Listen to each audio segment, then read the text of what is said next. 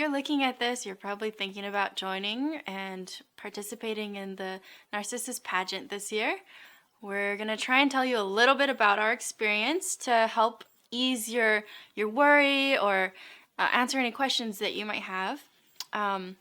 So we're going to take you through our journey as contestants to our time serving our reign, and also a little bit about our life afterwards. For what reason did you guys decide to join the pageant anyways? For me, it was because my best friend was doing it, and she wanted me to do it with her. But it was also a great opportunity to learn more about Chinese culture and more about my family heritage. I heard about the classes through my cousin, and she said, oh, I'm learning calligraphy, and I was like, young, and I was like, oh, that's so cool. Why are you learning calligraphy? And she's like, oh, I'm learning some Chinese words and more about my culture. And then she had to talk to our grandmother to research our cultural history and heritage. And by participating in the public appearances, the dinners, and all the community events, we've met a lot of people, and without these events, we will not have the opportunity to make all of these friends. For a lot of people, it's a first-time experience for them as well. So with all of these new people that you have just met, you guys are going through these experiences for the first time together, and that just makes it all the more worthwhile. So we were able to become really good friends. In 1949, the Chinese Chamber created the Narcissus Festival. It was initially tied to the Lunar New Year celebrations due to the narcissus flower being an auspicious symbol of rebirth and good fortune.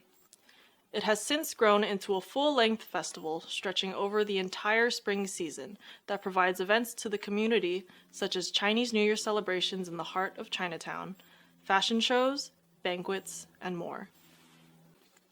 The festival's purpose is to preserve and showcase Chinese art and culture, while promoting local and international commerce. All contestants develop personal and professional skills through a rigorous yet fun-filled curriculum of cultural classes taught by members of the Chinese community, considered to be pillars of knowledge in their respective industries. These classes include narcissus bulb carving, traditional Chinese cooking, Chinese herbal medicine, lion dance, kung fu, and Chinese history classes, to name a few. The festival culminates in an annual goodwill tour wherein the Queen and her court travel to various cities in mainland China and act as cultural ambassadors for the state of Hawaii. These women are chosen to be representatives of Hawaii Chinese culture and carry out their duties with poise, intellect, and strong morals throughout their reign. My favorite class was Chinese history. What? Why? Really? How come? Don't you remember? We learned about our culture, we learned about our Chinese ancestors, and we had homework. My ultimate favorite class of all time out of all the classes was cooking, because it was really cool learning how to make traditional Chinese dishes, and the best part was that we got to eat what we cooked. The Chinese gown phase is a major portion of the pageant. We have all spent many worthwhile hours choosing a fabric and adorning it with various embellishments like beads, gemstones, pearls, or silk brocades. Often with the help of family, friends, and perhaps a professional dress designer and seamstress, it becomes a custom-made creation. My cheongsam was very special to me because it was the same cheongsam that my mother wore to her wedding many years ago. On the cheongsam is an extravagant pung, which is a Chinese mythological bird that my dad was named after. I made a few alterations and added more rhinestones and appliques to make it more fitting for the pageant. So I'm actually wearing my mother's dress from when she ran in the 1980s, and man, she kept it in good shape. It's impeccable. It still looks so good. Amazing.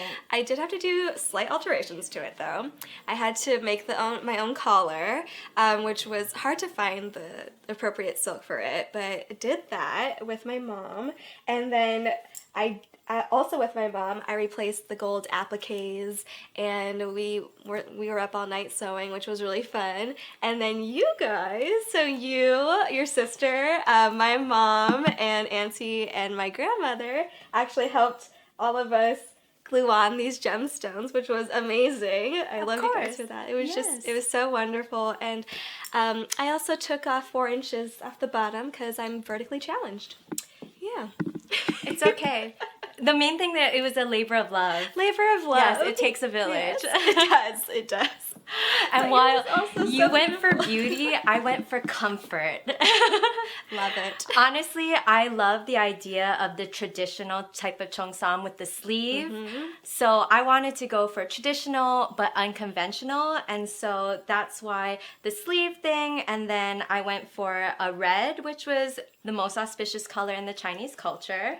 But also with this black overlay and the textures, I just thought it would be more dynamic. But especially with the peony flowers, they represent perseverance and they grow in the harshest conditions. And I really love that idea of coming out of something and persevering, which I think is so representative of my family. Oh, definitely. Oh, so great.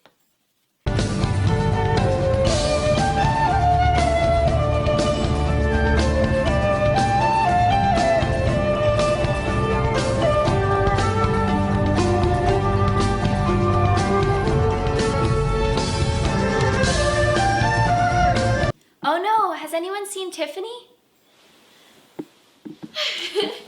Another major part of the pageant is the talent phase. This is when a contestant gets to demonstrate a talent they spend countless hours, months, and even years practicing and perfecting. Well, I was gonna do surfing as a talent, but that's pretty hard to perform on stage. So I ended up choosing a double dagger kung fu routine that was actually choreographed by the Jiyong Studio, and I just got a liking to it. Like after the classes, I really didn't know what to do, and Michelle and the team, they kind of helped me do that, and You were fierce. it was great. debatable. I decided to do a slam poem for my talent, and I had been doing that since high school all through college, so it was something I was very comfortable with already.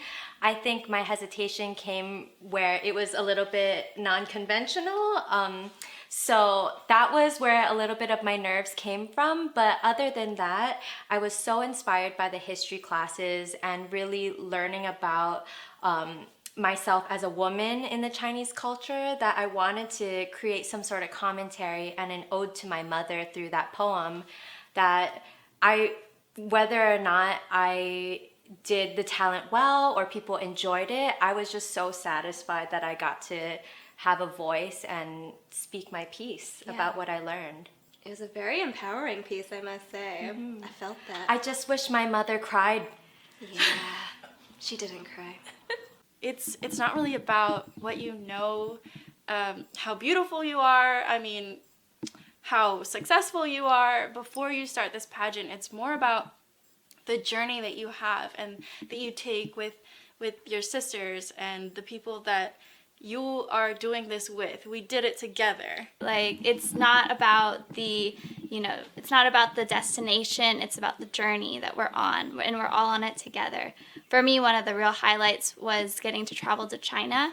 That was just amazing. The China trip, it was so good, so amazing.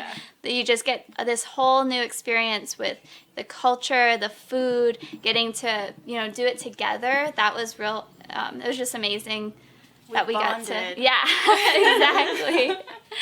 You get to really grow together and get to visit these beautiful sites that you only see in pictures before. For me, it was my first time to China, and I was just blown away by every part of it, and it was really incredible. Even if you're a little hesitant, if you still have questions, that's fine. It's worth an experience to just try, participate, get to know other girls, and you can make lifelong friends. I think at the end of the day, the relationships you make, the cultural knowledge that you gain is worth any obstacle that you have to get past. Absolutely. Yeah. And if you're interested in participating, definitely click the link below. Right over here. You won't regret it.